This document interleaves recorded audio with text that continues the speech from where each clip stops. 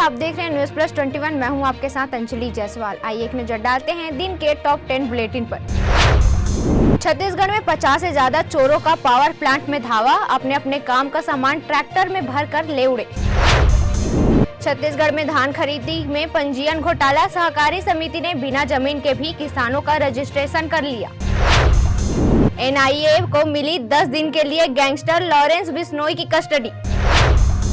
BMC चुनाव में शिवसेना के लिए प्रचार कर सकते हैं तेजस्वी यादव, आदित्य ठाकरे ने की थी मुलाकात। पाकिस्तानी आर्मी चीफ की फेयरवेल स्पीच, जनरल बाजवा बोले फौज 70 साल सियासत करती रही। कोरोना ने चीन में फिर मचाया तांडव, नए मामले में रिकॉर्ड बढ़ोतरी दर्ज। श्रद्धा मर्डर केस में पुलिस टीम आफ्ताब को लेकर एफएसएल पहुंची। इंडोनेशिया भूकंप में मरने वालों का आंकड़ा 271 हुआ, 40 लोग अब भी लापता। समांथा को मिला मोस्ट पॉपुलर फीमेल स्टार का खिताब, आलिया दीपिका को भी छोड़ा पीछे।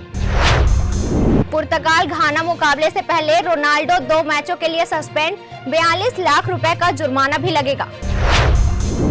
ऐसी ही तमाम जानकारियों से लगातार अपडेट रहने के लिए देखते रहिए न्यूज प्लस 21, आपके हक की बात।